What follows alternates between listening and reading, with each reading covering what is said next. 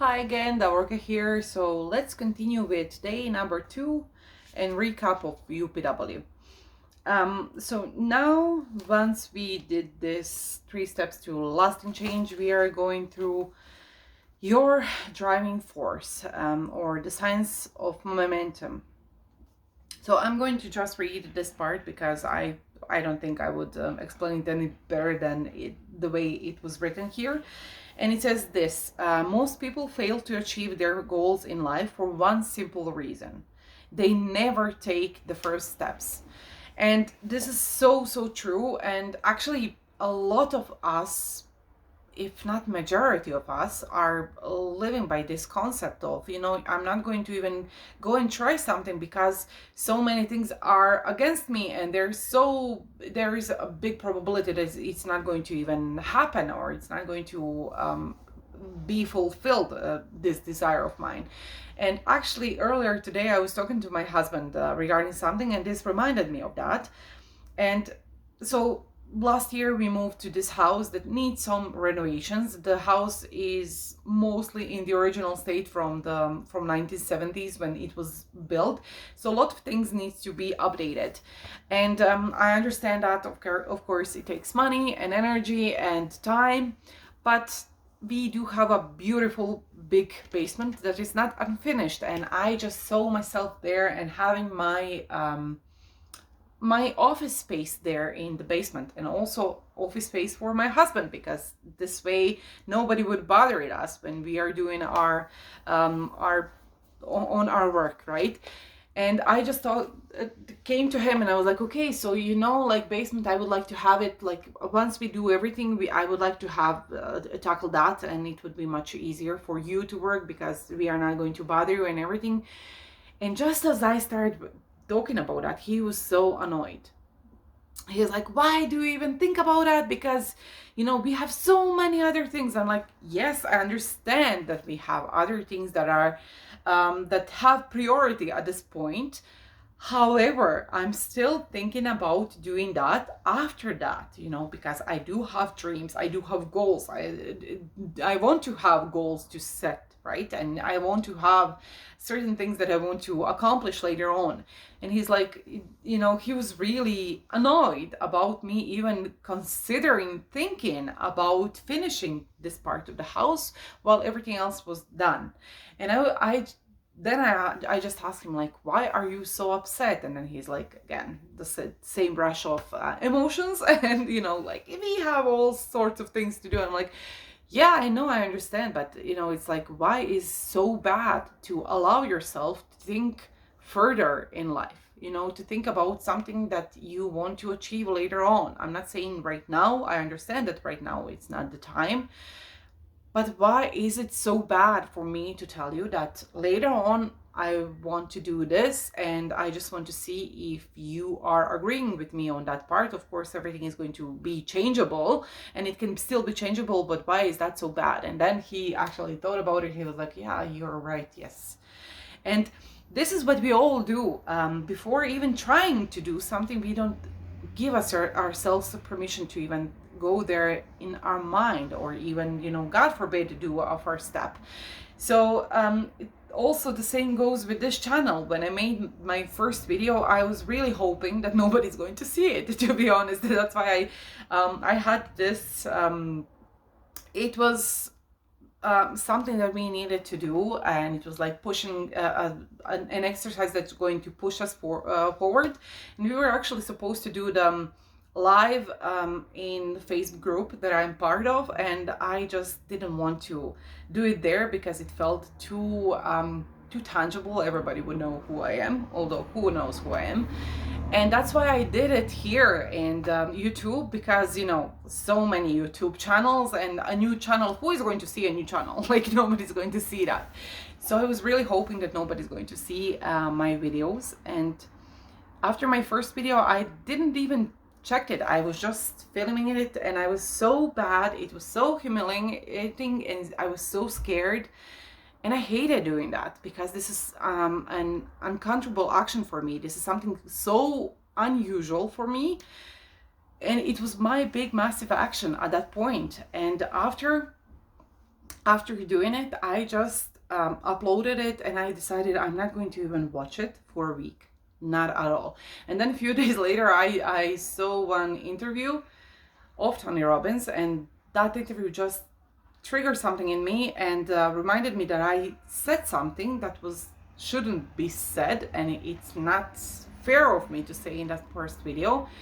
Although probably you wouldn't notice that, but I noticed that. And then after that, I like 3-4 days after, I actually came here to delete that first video, and then I saw that 3 or 4 people have watched it, and I was like, wow, I was really shocked. And one person even said, like, commented like, keep doing this, you're inspiring. And I was like, wow. Like, so this is something. After doing that first step, I was like, you know what, I did this first step, maybe I can do even the second one. So in those 6-7 months that I'm doing this, I can see the progress in my videos. I'm not perfect, I'm not great, but when you compare the first video to the video right now, it's a big difference. And yes, I still do make a lot of grammar errors. I do have wrong pronunciation of some words. I do have an accent. I don't look beautiful like most people on YouTube, and to be honest, I don't care about that, because I want to be authentic and just be in a state that I am when I am doing this. If I want to feel pretty and look pretty, I'm going to do that. If I want to be plain and ordinary, I am going to do that. And at the beginning, I was not really okay with that, but it took some time for me to get used to that. And if you just go and see my first videos comparing to this video, the change and progress is quite evident here. And I actually like seeing it. It makes me proud. And believe me, after doing step number 1, which was the hardest thing for me to do, step number 2 was much, much easier to do after that. So, and it comes to all of us. A lot of people are doing that. Like, we just stop ourselves even before doing the step number 1, So this is all about and about creating a momentum. So let's get down to that.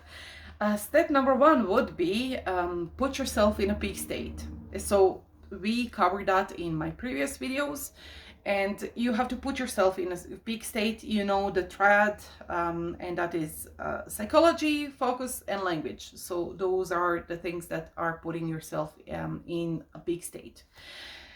Step number 2 would be find your passion.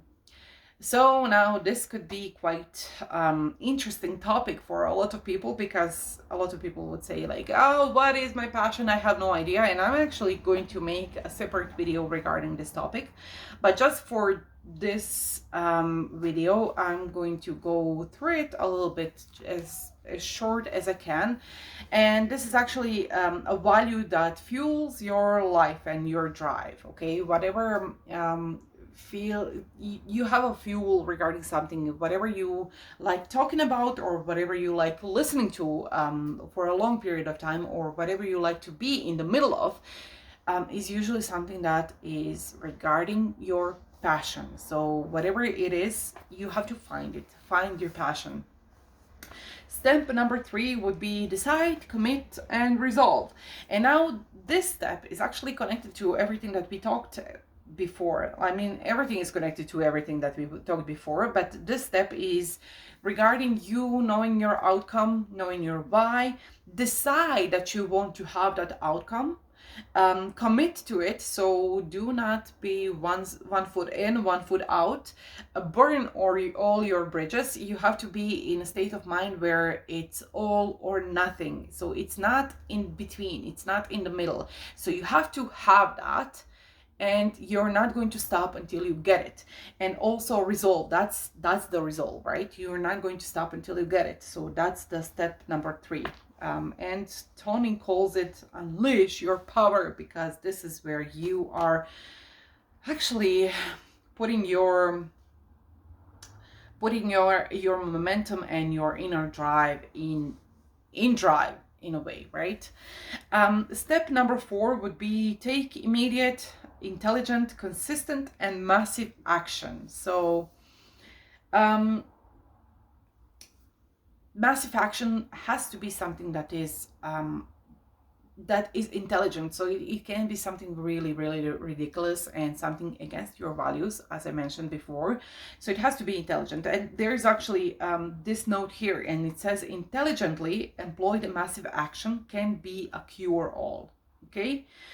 So the massive action can be, you can model somebody, if you have somebody who has the life that you want, and you want to have your own tweak on the, your own life like that person has, success, whatever it is, go through, model them, see what they did.